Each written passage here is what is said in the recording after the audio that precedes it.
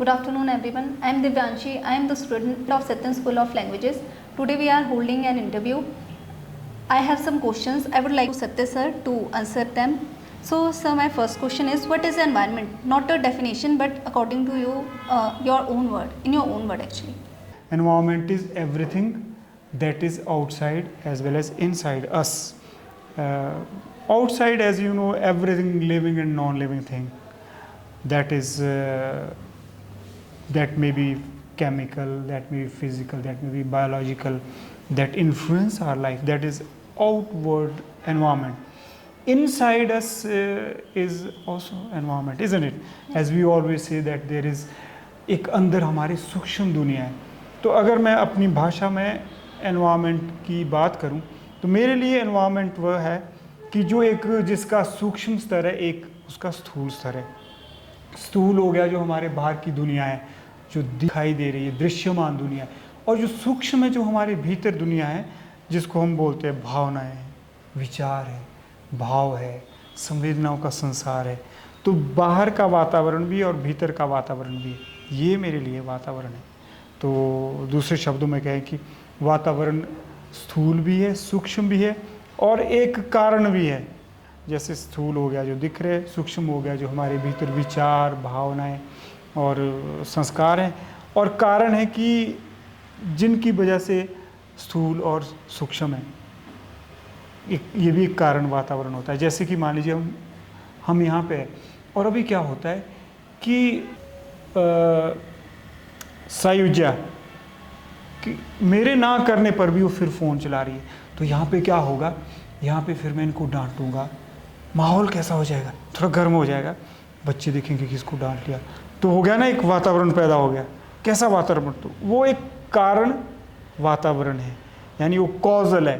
तो जो एक हम पैदा करते हैं. तो मैं यही कहना चाहूँगा कि आध्यात्मिक भाषा में एक वातावरण स्थूल है जो हमारे चारों चार है, दूसरा सूक्ष्म है जो विचारों का है, भाव का है, संस्कार का है, हमारे भीतर है, और तीसरा है जो कभी भी हमारे सामने आ सकता है, कॉजल है, जो कि सूक्ष्म वातावरण पैदा भी कर सकता है और स्थूल वातावरण भी पैदा कर सकता है. तो जब आपने पूछा तो मैं यही कहना चाहूँगा. सर, अब बिल्कुल आपने सही कहा कि एनवायरनमेंट को हम इससे नहीं आइडेंटिफाई कर सकते कि सिर्फ वो बाहर से रिलेटेड है. जो हमारे अंदर है वो भी हमारे वातावरण का एक पार्ट है. बिल्कुल है, अभिन्न अंग है. अभिन्न अंग है. Sir, my second question is, what are the most pressing environmental challenges facing the world today and why? I think number one is ecological. As everybody knows that biodiversity हमारी कैसे ख़त्म हो रही है.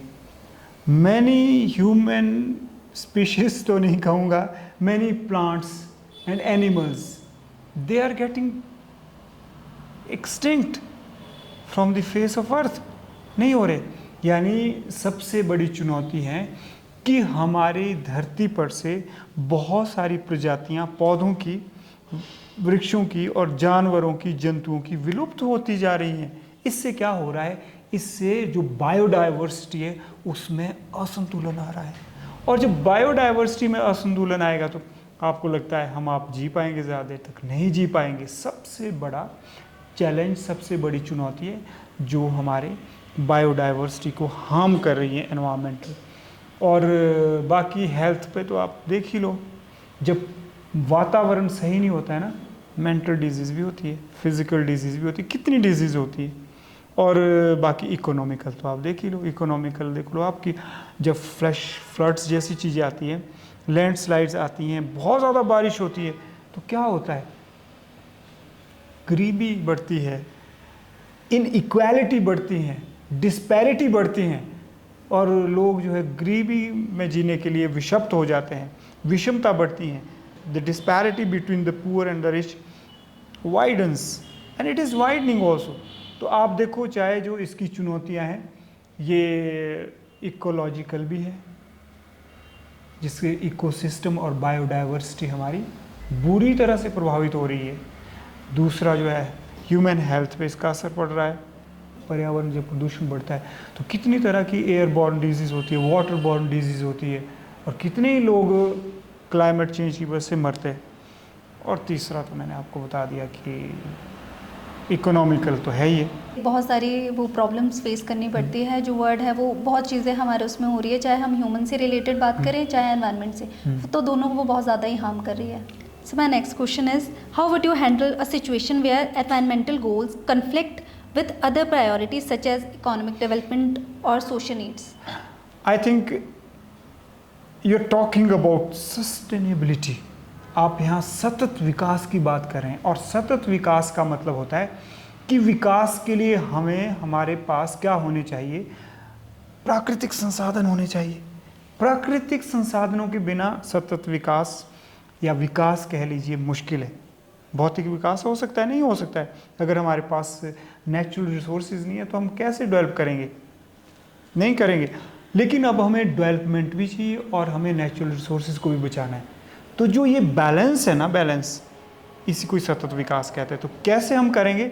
हम करेंगे शिक्षा क्रांति मंच पर जो हम स्वच्छताग्रह को आगे ले जा रहे हैं, इसके रूट कॉज में या इसके केंद्र में क्या है मैम, वो ये है कि we are trying to balance the economical development with the environmental protection through spiritualism, through spirituality। यानी जो ये हम करेंगे वो सस्टेनेबिलिटी आएगी, स्पिरिचुअलिटी से ही आएगी। अब आप पूछेंगे वो कैसी आएगी? स्पिरिचुअलिटी का मतलब होता है कि बेशक गवर्नमेंटल लेवल पे नीतियाँ बननी चाहिए, लेकिन नीतियाँ बनने के बावजूद वो नीतियाँ तभी प्रभावशाली होती हैं, इफ़ेक्टिव होती हैं, जब मनुष्य उन नीति नियमों को समझे और पालन करे। अर्थात इंडिविजुअल में चेंज आना बहुत ज़रूरी है कि नहीं आना चाहिए।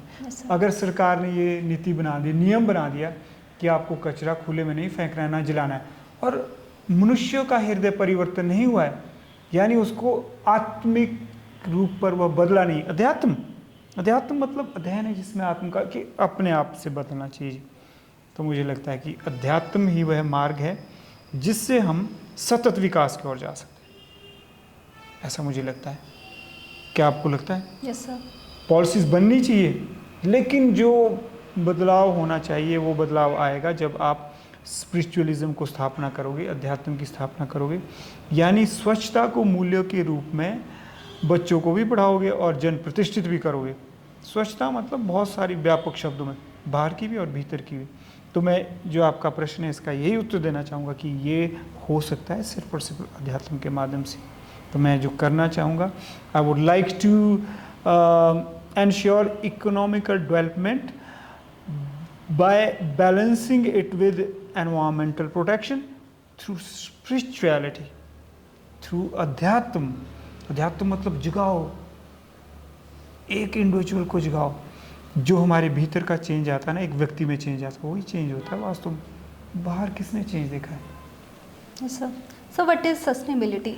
Sustainability, why it is important?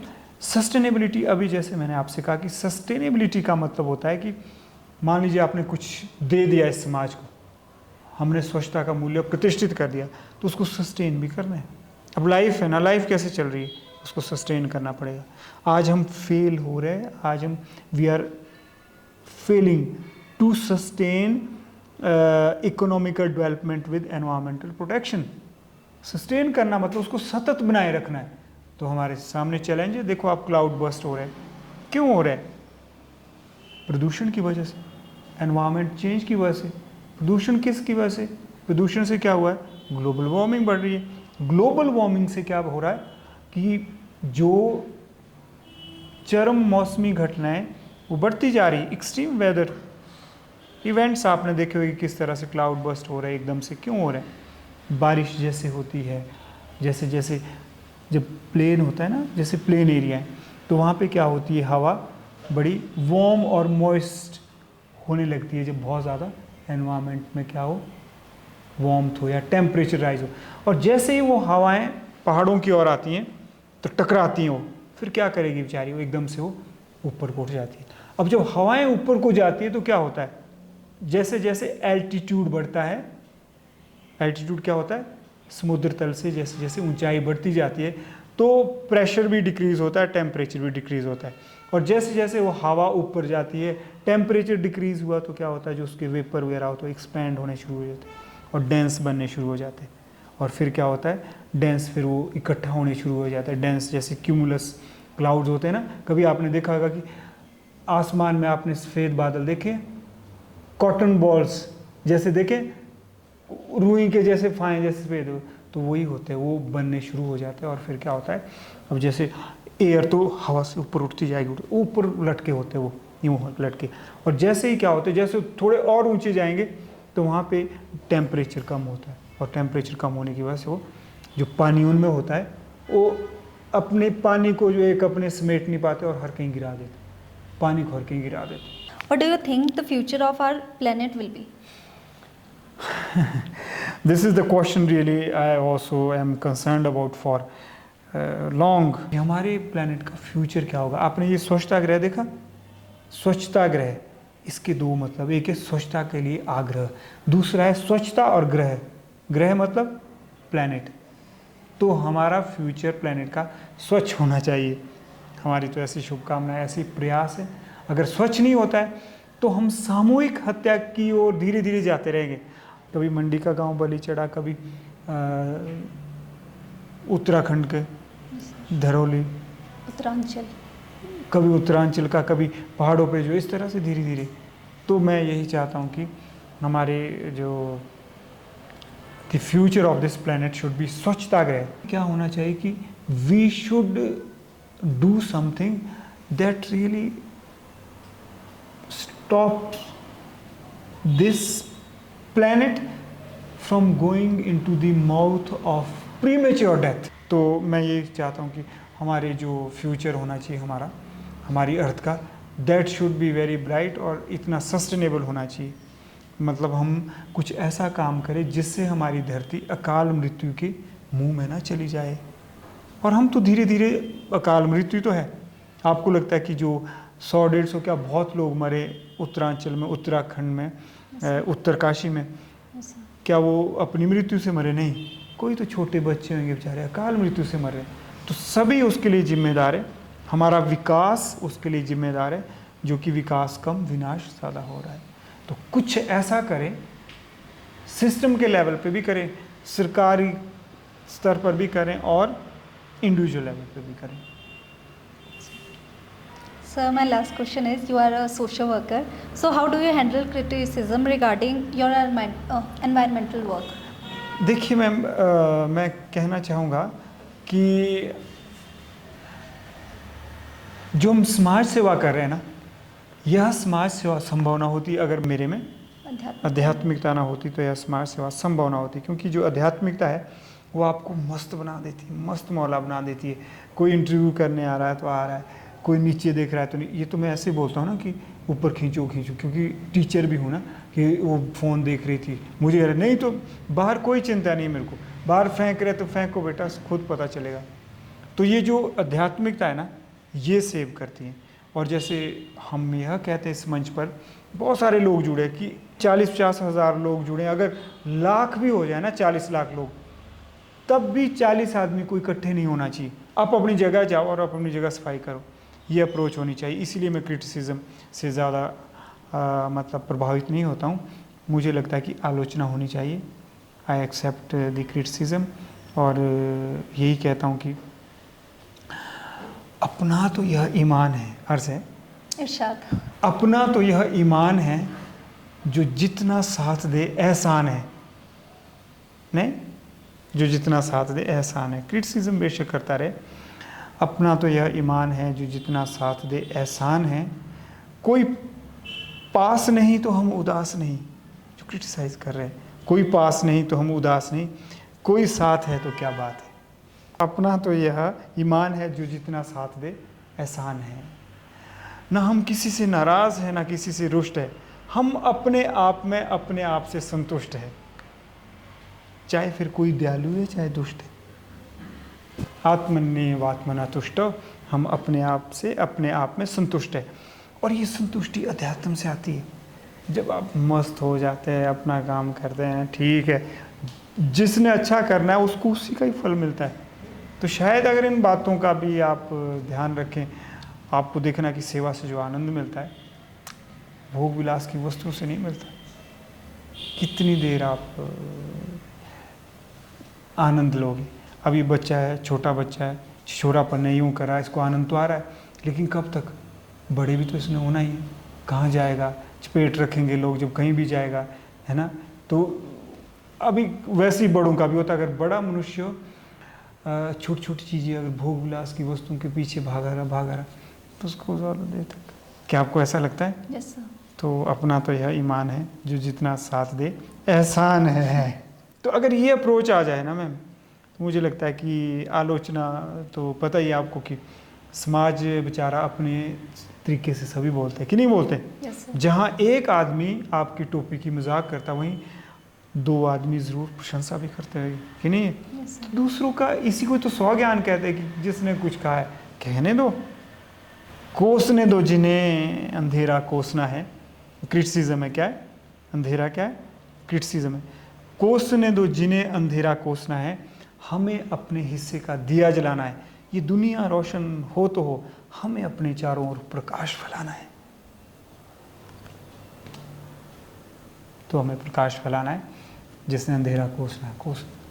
तो आज हमने सत्यन सर से एनवायरनमेंट के बारे में जाना, हम इसको कैसे रख सकते हैं अच्छे से, किस तरह से हम अपने जो इनर एनवायरनमेंट है उसको क्लीन कर सकते हैं, किस तरह से उसको अच्छा बना सकते हैं, सस्टेनेबल डेवलपमेंट कर सकते हैं और अपने गोल्स को सेट कर सकते हैं। क्योंकि हमें पता है कि स्वच्छता और जो एनवायरनमेंट है वो सिर्फ बाहर से नहीं होगी, आपका इनर से अच्छा होना, आपका व्यवहार का अच्छा होना बहुत ज़रूरी है। तो इसलिए पहले अपने व्यवहार में परिवर्तन करें, अपने व्यवहार को स्वच्छ बनाएं, फिर उसके बाद ही आप बाहर के एनवायरनमेंट को अच्छा बना सकते हैं। Thank you.